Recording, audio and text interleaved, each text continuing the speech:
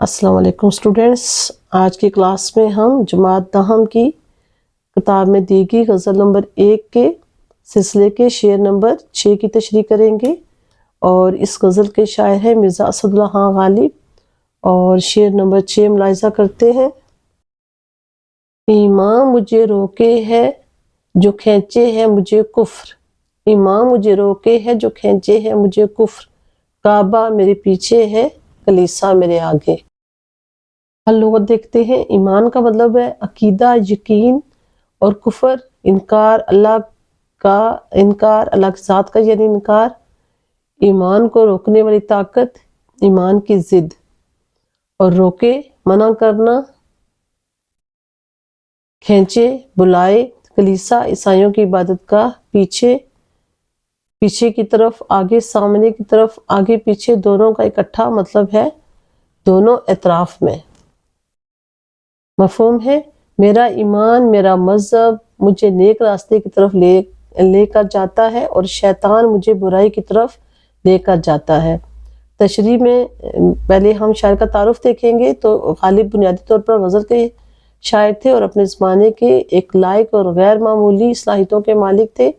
ان کے کلام میں انسانی جذبات اور محسوسات بڑی ہنرمندی سے نمایاں ہوتے ہیں۔ اس غزل کے زیر نظر شعر میں شاعر اسد اللہ خان غالب ایک ایماندار انسان کا ہمیشہ اچھائی اور برائی اور حق اور باطل کے درمیان درست راستہ چننے کے فلسفے پر بات کر رہا ہے کہ ایک ایمان والا شخص اس دنیا میں ہمیشہ اس مشکل میں رہتا ہے کہ ایک طرف تو اس کا ایمان اس کو صراط مستقیم سے ہٹنے نہیں دیتا، اور دوسری طرف شیطان اور اس کا نفس اسے برائیوں پر اکساتا ہے۔ تو ایک ایماندار شخص جو ہوتا ہے ہمیشہ اپنے نفس کے ساتھ حالت جنگ میں رہتا ہے۔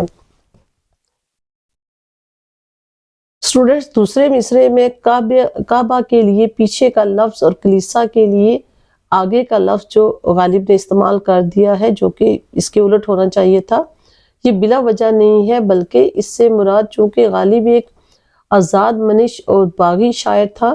اور وہ یہاں پر یہ تاثر دے رہا ہے کہ میں ایک بھٹکا ہوا انسان ہوں اور نیکی کے راستے سے ہٹ کے برائی کے راستے پر چل پڑا ہوں۔ اصل میں اس مصرعے میں یوں ہونا چاہیے تھا کہ کعبہ میرے آگے اور کلیسا میرے پیچھے، کیونکہ کعبہ یعنی توحید کا راستہ اور کلیسا کی لفظی مطلب ہے عیسائیوں کی عبادت گاہ، لیکن یہاں مراد ہے کفر، یعنی کفر کا راستہ، اور میں اسے اپنے پس پش ڈال دیا ہے اور وہ کبھی میری ترجیح نہیں رہا۔ لیکن غالب اس کے متضاد، اس کے الٹ بات کر رہا ہے کہ میں صحیح راستے سے ہٹ کر برائی کے راستے پر چل پڑا ہوں۔ اصل میں غالب جو ہے وہ ایک بڑے کھلے انداز میں بات کرنے والا شاعر ہے، جو کہ جو ہے اس میں کوئی بھرم نہیں رکھتا۔ تو یہاں پر اس کی تشریح ختم ہوئی، اور اس شعر کا ہم پس منظر دیکھتے ہیں۔ پس منظر جو ہے وہ نفس کی جنگ یا اعتراف جرم، جو غالب نے بڑا کھل کے کر دیا ہے، اور انداز بیان اگر دیکھیں اس کا تو سادہ ہے، رواں ہے، اور بڑا سہل ہے اس میں شاعر کا انداز۔ شعری محاسن میں صنعت ذات کا بڑے دونوں مصروں میں کھل کے استعمال ہوا ہے، آگے پیچھے، کعبہ، کلیسا، ایمان اور کفر، تو صنعت ذات اس میں استعمال ہوئی ہے۔ تو بہت بہت شکریہ۔